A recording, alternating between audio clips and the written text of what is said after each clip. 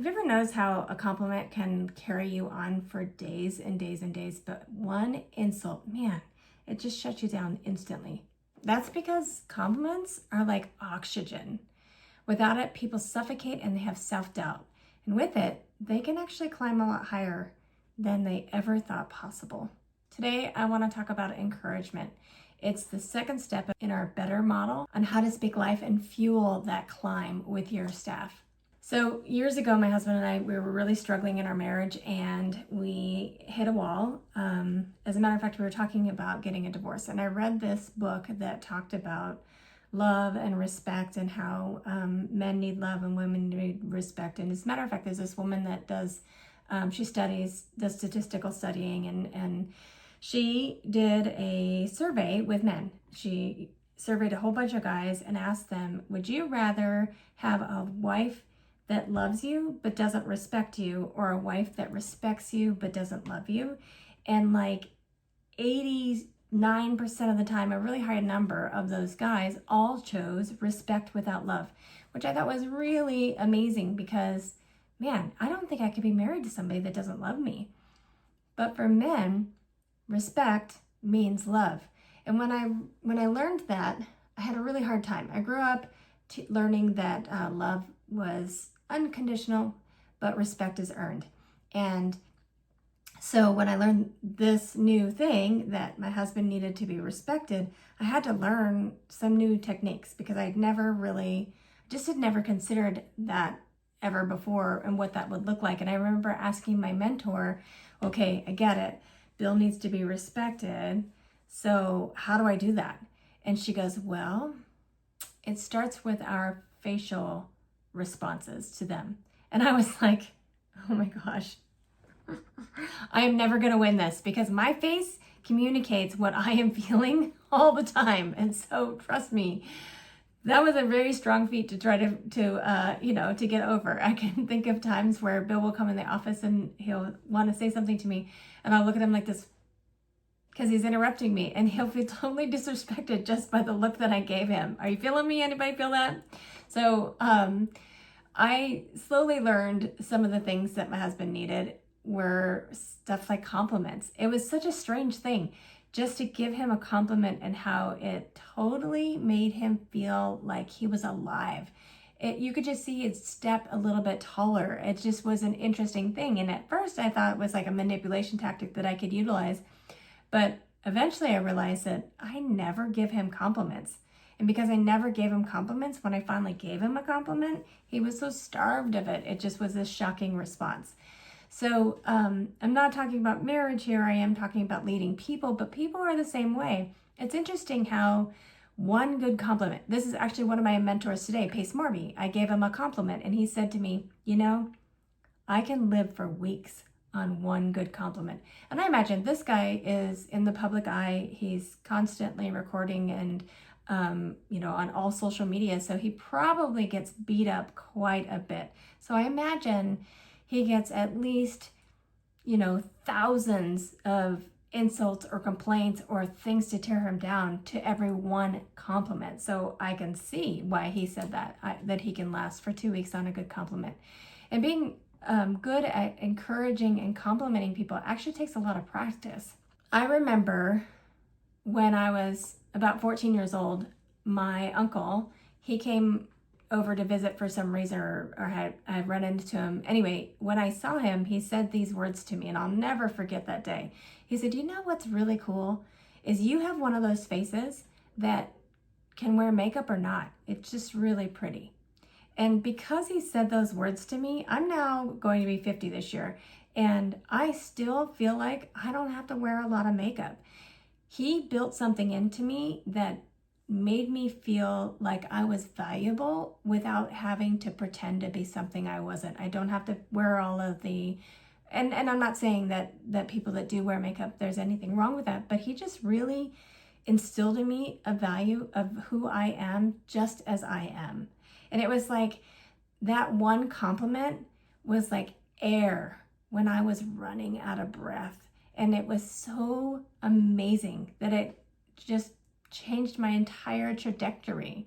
And since then, when I see small children, especially in that adolescent middle school age, I usually try to be really intentional to give them some kind of a compliment, because you never know when those compliments are just going to solidify and they're going to remember them for the rest of their life.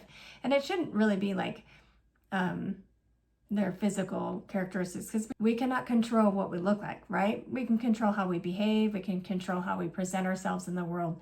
And so I'm really careful with the words that I use and the ways that I compliment people. So just keep in mind, encouragement, it doesn't cost a thing, but it can buy someone just this chance at belief that is amazing. So with my staff, I've seen this happen multiple times, and it's such a cool thing when you see it. You pay attention to them. You just spend a little bit of time watching what they're doing, and really witnessing when they're doing well, and you make a big deal out of it. I had an employee that worked for me that we own a restaurant, and sometimes we get orders and we have to thaw chicken, and it comes in this big giant 40-pound block. Literally, it's a block. And if we don't have time for it to thaw in the fridge, then we'll thaw it in the sink. And the way to do that safely is to have continuous water running on the chicken. Well, this employee made this contraption out of aluminum foil where it trickled down all over the chicken, and it managed to allow it to thaw faster. It was really cool. It was like this little water fountain of aluminum foil. And when I saw it, I made sure to praise him. I was like, wow, that was pretty ingenious. That was pretty amazing that you came up with that. How did you think of that? And it just made him feel very empowered and encouraged. I had another employee that as he's gone through the years of working with us, we actually asked him if he would be willing to take over our in-house baking. There was a time when I had a full-time baker. We no longer do some of the stuff that we used to do, so we didn't really need that anymore. And it seemed like there was a missing piece to our restaurant with our homemade baked goods. And so I asked him, would you be willing to make these cookies for us? They're our recipes. And when he made them, I took a picture of it and I put it on social media, and I said, look at how amazing these cookies that this employee are making for us. And he saw it, and he felt so incredibly encouraged that he told me that he went home and he practiced baking at home so that he would do a better job with his baking with us. And I just thought, isn't that something? That all I did was give him a compliment. That's it. I just gave him a compliment. I gave him some public praise. That's always really good. And all of a sudden, he wanted to practice what he does at work at home so that he was a better employee at work. Now that's significant. That's some real change. And what is happening is that it spoke life into him. The words were like oxygen, and it made him feel like he had value, like he had purpose. And that's really what you want to be doing when you're giving a compliment. You're speaking life into somebody in an area that they can control. Like you don't want to say, oh, you have really pretty blue eyes. Well, that's great. They have pretty blue eyes. They don't get to control that unless they wear contacts or something, that changes the color. But even still, it's a physical characteristic. It's not really going to be deep within the value of who they see themselves as. But if you instead praise their good hard work, or their ethics, or how they treat each other, things like that, those are things that they can control, and you praise what you want to continue to see, right? Just like with children, you praise the good behavior that you want to continue to see happening in them. And so I'm very intentional throughout my days. Back when my husband and I were really struggling in our marriage, I actually put a reminder in my phone. 3 times a day, I would give my husband a compliment. I know that sounds terrible. I am a horrible wife. I get it. But I needed that. I needed that reminder because those things didn't come naturally to me. It wasn't a automatic thing that I had learned how to do as I was growing up. And so I had to be really, really intentional with praising him. And not only did I write, reminders to praise him, I was specific in the categories that I was going to praise because I knew the areas of his life that he felt like he had value when I praised them. So I do the same thing with my staff. I don't have to now do those reminders. That was, almost 20 years ago that I had to change this about myself. I just now intentionally walk through and look for ways that I can let people know that they are doing a good job, and encouraging them that they are doing a good job in all the things that they're doing. So I'm celebrating their progress. I'm celebrating where they're making improvements, even though, you know, they may not be where I want them to be just yet. I'm celebrating that they're on their way. And one of our core values for our team is always improving. And so even when we make mistakes, there is the correction, but in the correction, there's also me trying to tell them what we learned from this. Well, what's good from that, what we've learned, and how we're going to be better for next time, and what's good with your response, or how you dealt with, or how you approached, you know, XYZ. That's how I just try to keep encouraging, even though there's lessons to be had. So rather than giving them poison, I'm giving them oxygen when we're making mistakes, right? Because we're climbing this mountain together. There's all these levels to being able to climb this mountain together. And at the end of this goal, I mean, if you looked at the chart, if you've seen, what we're trying to do is we're trying to create more leaders.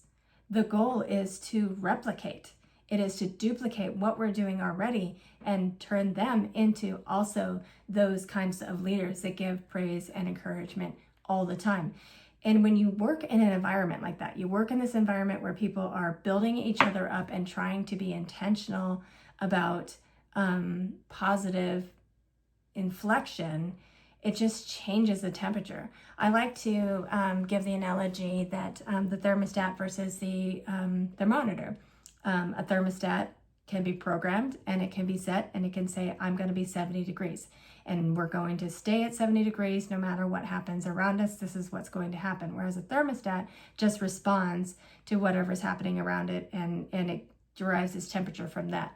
So, I mean, a thermometer. So when it comes to the thermostat, you know, the hot air in the room is like the positivity.